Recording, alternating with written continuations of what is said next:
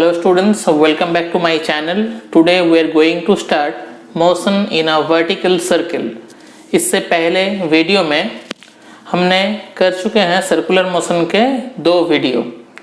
आज देखेंगे vertical circle में मोशन कैसे होता है। ठीक है, मतलब ऐसे इससे पहले जो सर्कुलर मोशन किए थे वो था हॉरिजॉन्टली।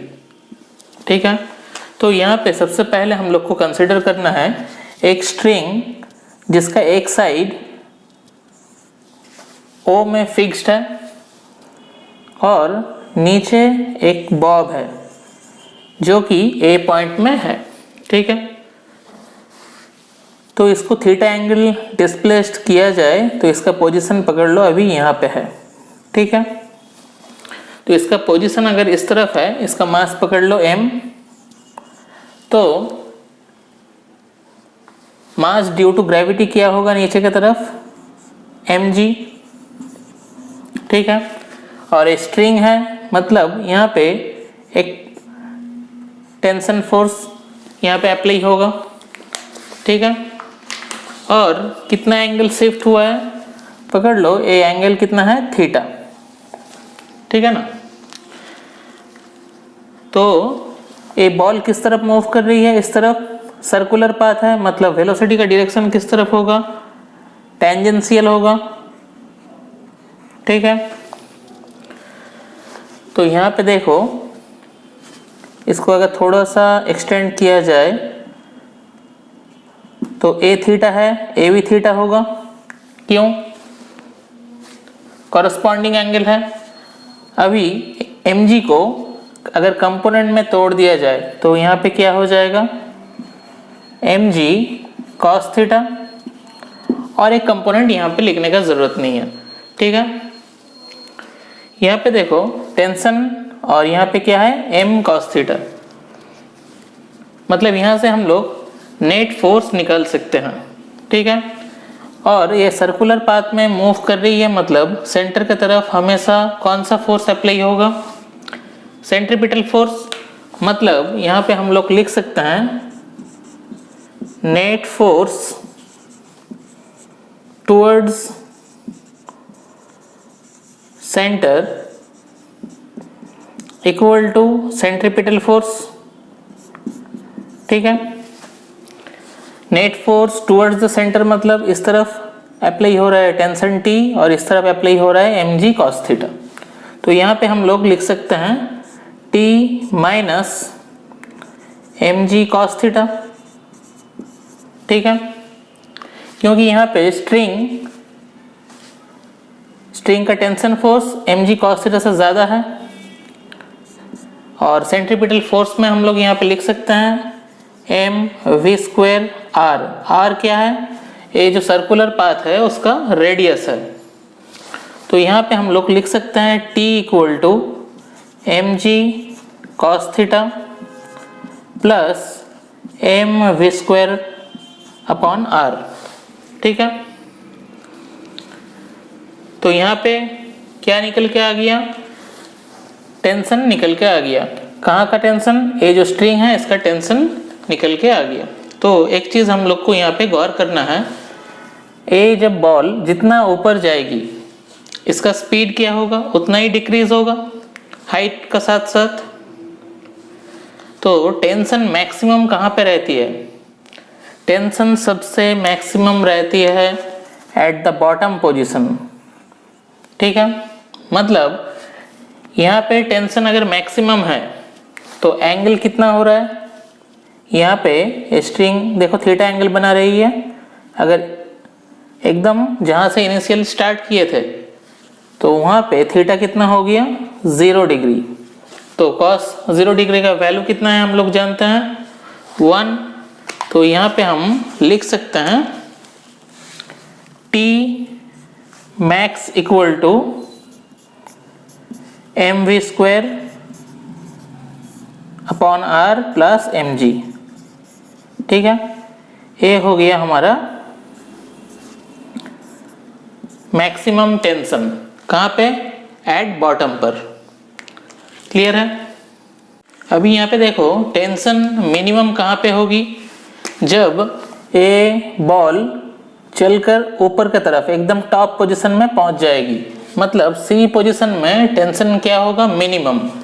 मिनिमम मीन्स क्या है, नियरेस्ट टू जीरो। मतलब T minimum nearest to zero, एकदम जीरो नहीं होगा। एकदम जीरो होने से क्या हो जाएगा, ये जो स्ट्रिंग स्लैग कर जाएगी, ठीक है ना। तो देखो बॉल अगर इस तरफ से मूव कर रही है, एकदम टॉप पोजीशन पे जा रही है, मतलब अभी इसका पोजीशन पकड़ लो सी पोजीशन पे है, तो कितना एंगल घूम के गई है, तो यहाँ पे देखो एंगल बना रही है यहाँ पे 180 डिग्री, ठीक है। तो जनरल इक्वेशन पे बैठा दो यहाँ पे, तो हो गया T M G cos 180 plus M V square by R. Cos 180 का वैल्यू कितना है, -1, तो यहाँ पे हम लोग लिख सकते हैं T minimum equal to M V square R minus M G, ठीक है। आशा करते हैं पूरा क्लियर हो चुका है। मतलब यहाँ पे होगा टी मैक्स और यहाँ पे क्या होगा, टी मिन। मतलब टॉप पोजीशन पे टेंशन होगा मिन, मतलब मिनिमम, और बॉटम पोजीशन पे स्ट्रिंग का टेंशन होगा मैक्स, ठीक है। दोनों पोजीशन हो गया। अभी हम लोग देखेंगे बी और डी का टेंशन या वेलोसिटी क्या क्या है, और ए पॉइंट का वेलोसिटी क्या होगा, सी पॉइंट का वेलोसिटी क्या होगा, सारे चीज एक एक करके देखेंगे, ठीक है ना। अभी यहाँ पे देखो सी पॉइंट का वेलोसिटी हमको निकालना है। मतलब ये बॉल जब टॉप में पहुंच जाएगी तब इसका वेलोसिटी कितना होगी, ठीक है ना। तो हम लोग जानते हैं टॉप पोजीशन पे टेंशन कितना है, 0, ऑलमोस्ट 0। तो यहाँ पे इस इक्वेशन से हम लोग लिख सकते हैं 0 equal to M V square upon R minus of M G. Now we can write M G equal to M V square R. यहाँ पे देखो एम कैंसिल हो गया, where M not equal to 0। So यहाँ पे हम लोग लिख सकते हैं V square equal to R G. So v equal to root over R G. मतलब एट सी पॉइंट का वेलोसिटी क्या होगा, रूट ओवर आर जी, ठीक है ना। इस पॉइंट का वेलोसिटी है, मतलब v इक्वल टू हम लोग लिख सकते हैं रूट ओवर आर जी। समझ में आया। अभी हम लोग को देखना है व्हाट इज क्रिटिकल वेलोसिटी, ठीक है। क्रिटिकल वेलोसिटी मतलब यहाँ पे हम लोग बोल सकते हैं velocity at any point, velocity at any point such that the string does not sag, ठीक है,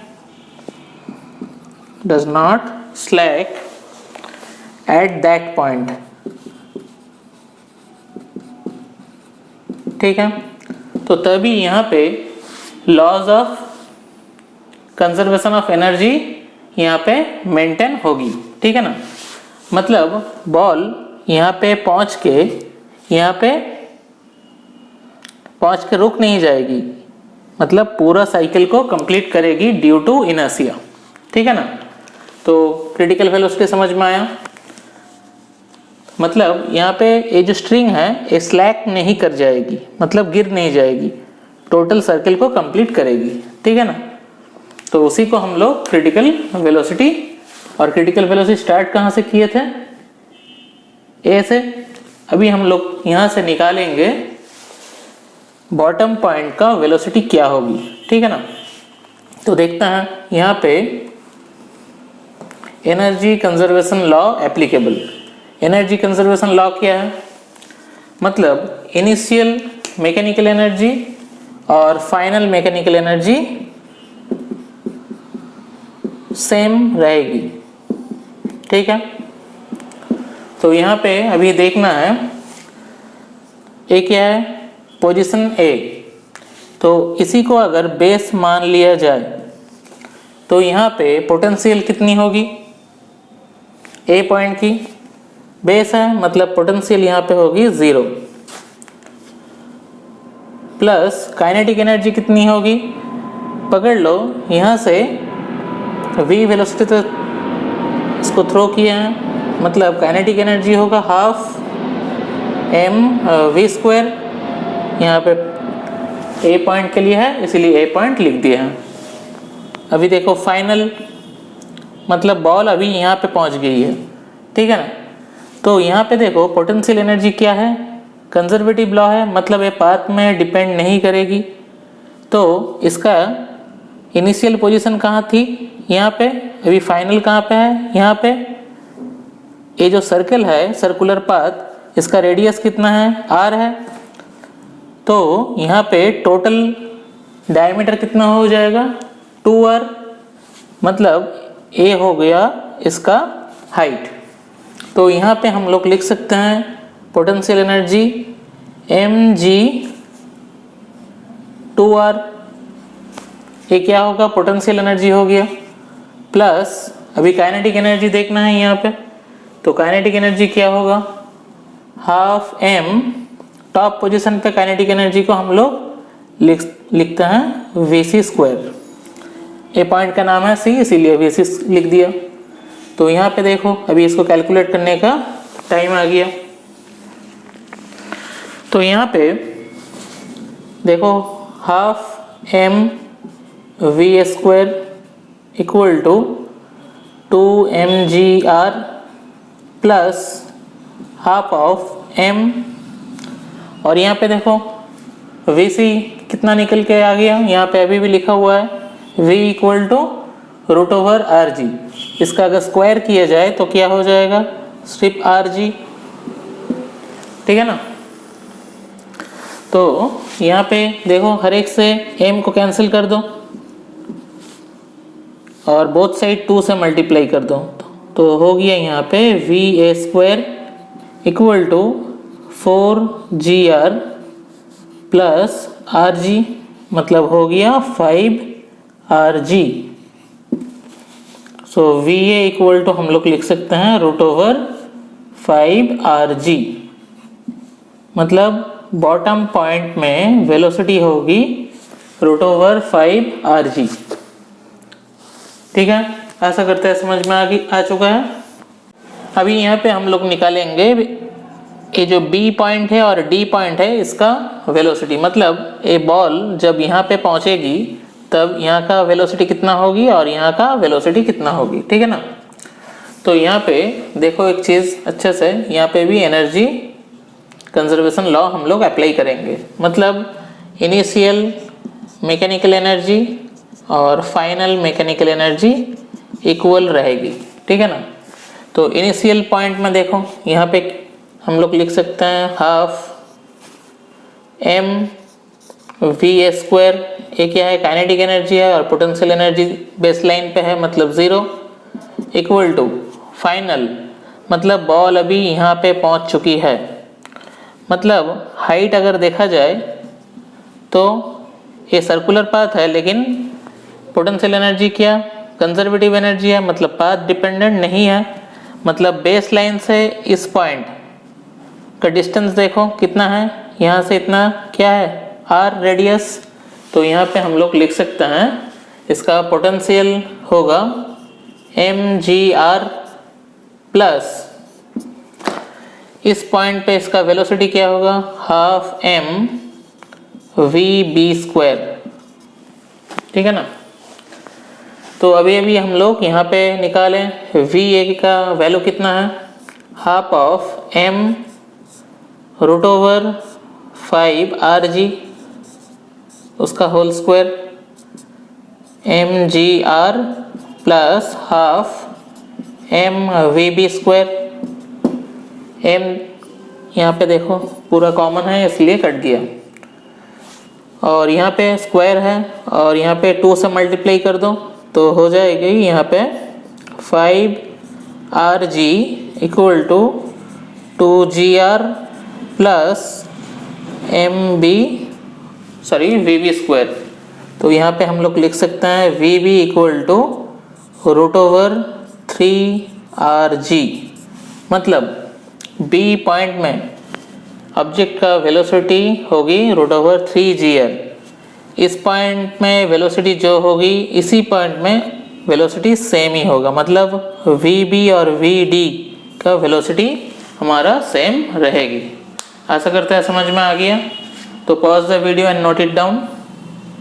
अभी यहाँ पे देखो, हम लोग को निकालना है इस पॉइंट का टेंशन क्या होगा, ठीक है ना।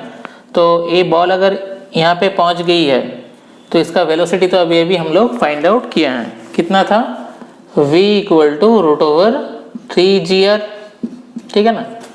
तो इस पॉइंट में जब ये पहुँचेगी तब टेंशन कितनी होगी, ठीक है ना।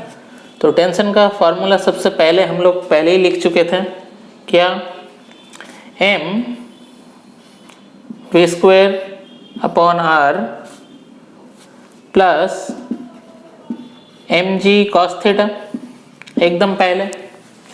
तो देखो इस पोजीशन से इस पोजीशन में पहुंच चुकी है, मतलब थीटा अभी कितना हो गया है यहाँ पे 90 डिग्री। तो हम लोग जानते हैं cos 90 डिग्री का वैल्यू कितना होता है, 0। तो यहाँ पे अभी टेंशन ऑफ बी पॉइंट का हो गया सेंट्रीपिटल एक्सीलरेशन या सेंट्रीपिटल फोर्स का इक्वल, ठीक है ना। तो यहाँ पे हम लोग अभी इसका वैल्यू बैठा सकते हैं। तो इसका वैल्यू कैसे बैठाएंगे, यहाँ पे देखो ए क्या है, कौन सा वेलोसिटी है, इस पॉइंट का वेलोसिटी। इस पॉइंट का वेलोसिटी का वैल्यू कितना है, यहाँ पे देखो √3gr। तो यहाँ पे बैठाओ, रूट को अगर स्क्वायर किया जाए तो रूट हट जाती है, तो यहाँ पे हो गया 3gr, सॉरी स्मॉल आर होगी यहाँ पे,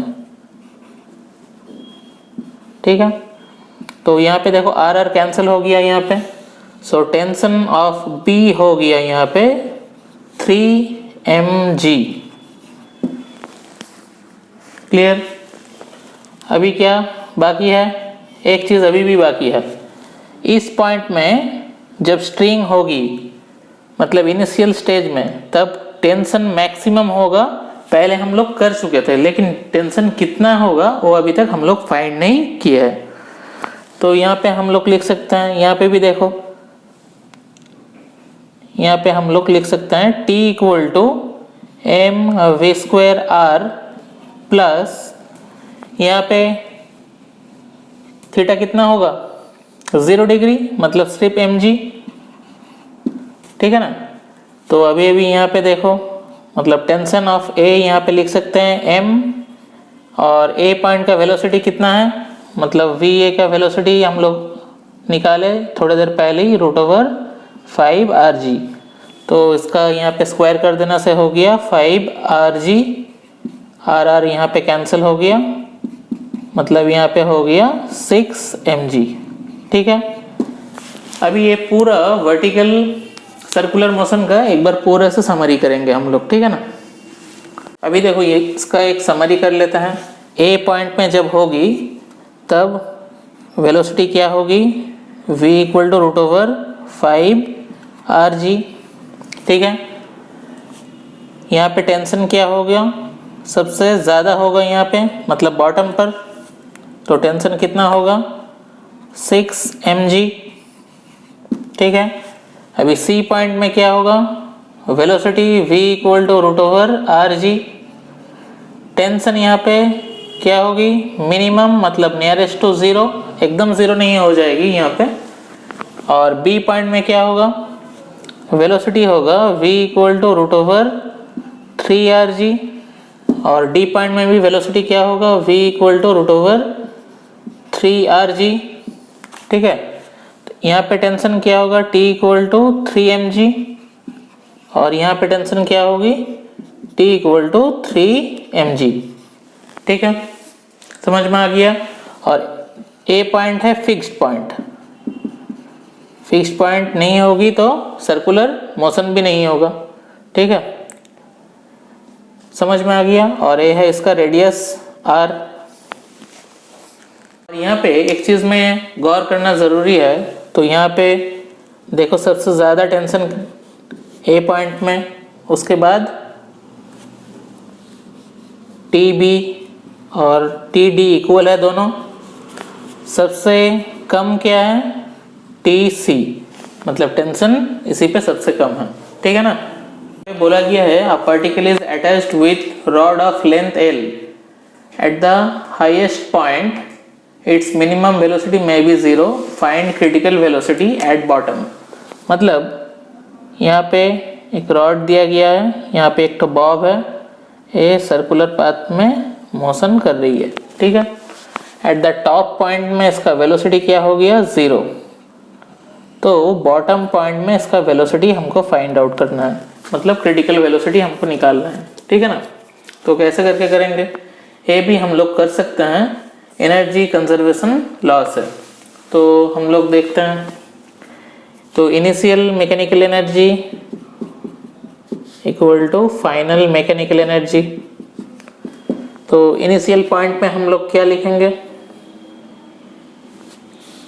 हाफ एम, इस पॉइंट को ए पकड़ लो, वी ए स्क्वायर, और पोटेंशियल तो 0 है, और फाइनल पोटेंशियल क्या होगी यहाँ पे, एम जी,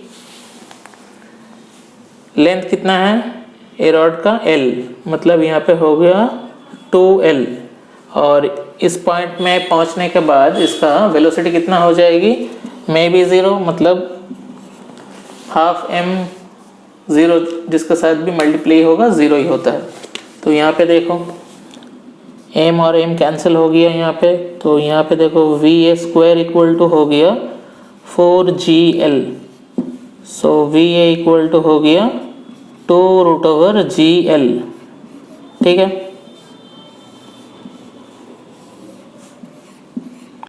यहाँ पे देखना है अगर बॉटम का वेलोसिटी √5GR से ज़्यादा होगी तो तब क्या होगा, तब जो होगा tension in the string will not 0 at any point, मतलब कहीं पे भी, मतलब वर्टिकल सर्कुलर मोशन का जो पाथ उसमें कहीं पे भी टेंशन 0 नहीं होगी, ठीक है, और सर्कुलर मोशन कंटिन्यू करेगी। अगर बॉटम का वेलोसिटी √5GR हो गया तो तब क्या होगा, तो वो जब एकदम हाईएस्ट पॉइंट में पहुंचेगी तब उसका टेंशन क्या हो जाएगा, 0 हो जाएगा, ठीक है, और body will just complete the circle, ठीक है, ड्यू टू इनर्शिया के लिए ये होता है। समझ में आ गया।